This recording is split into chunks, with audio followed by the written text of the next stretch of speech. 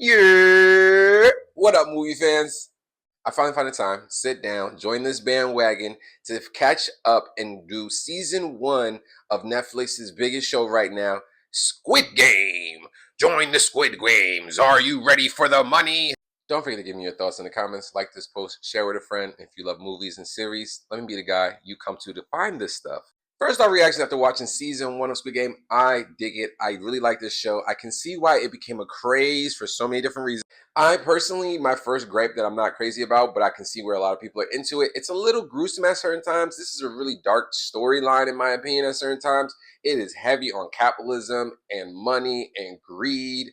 And I feel like it just gives me a perspective of the fandom in this world and where our brains be at. But obviously, where it keeps you locked in, it's super believable. So obviously in season one, we're establishing the game where you basically take a bunch of random people. I think this takes place in South Korea, if I'm not mistaken. People from different points of the city where they are kind of either in debt or in desperate need of money. They back to back on bills. And y'all decide to take these folks and put them in a series of death-defying games where whoever survives each test, you go on to the next round, which honestly is easily believable. People do anything for money in this day and age. Through the series of games, to me, it becomes super psychological. Every test is very much a mental test and a little bit physical, but it also tests your mental on your point of greed, in my opinion. A lot of these people are normal citizens and they get pushed to the breaking point of becoming savages. People going to the ends of the earth just to survive. They'll push you over the cliff. They'll knock you over when you're not looking. And I find it shockingly crazy in season one, they let the people go.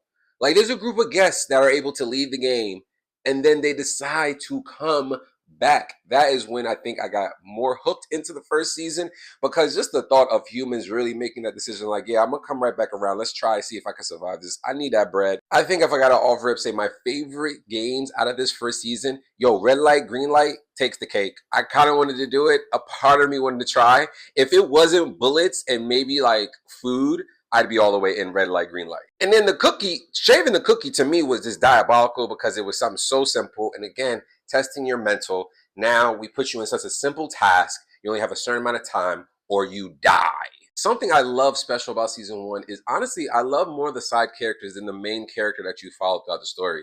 And I think that's what made the story so special because honestly, I feel like if this was American writing, not to be rude, a lot of the side characters would be nobodies that mattered that would just die in every scene. But instead, honestly, you get so much depth with certain side characters to who they are, their personality, so that when she went, that one hit me. When these two went, this diabolical Bonnie and Clyde just falling off a glass cliff. And obviously, Pops right here is like the pimp of the season because who'd have thought he was in cahoots with him? That was a good plot twist for me. I'm also surprised that the man running this Squid Game thing is showing his face off in the first season. It gets me curious to what season two will bring. Let me know your thoughts in the comments. What was your favorite episode from season one of Squid Game?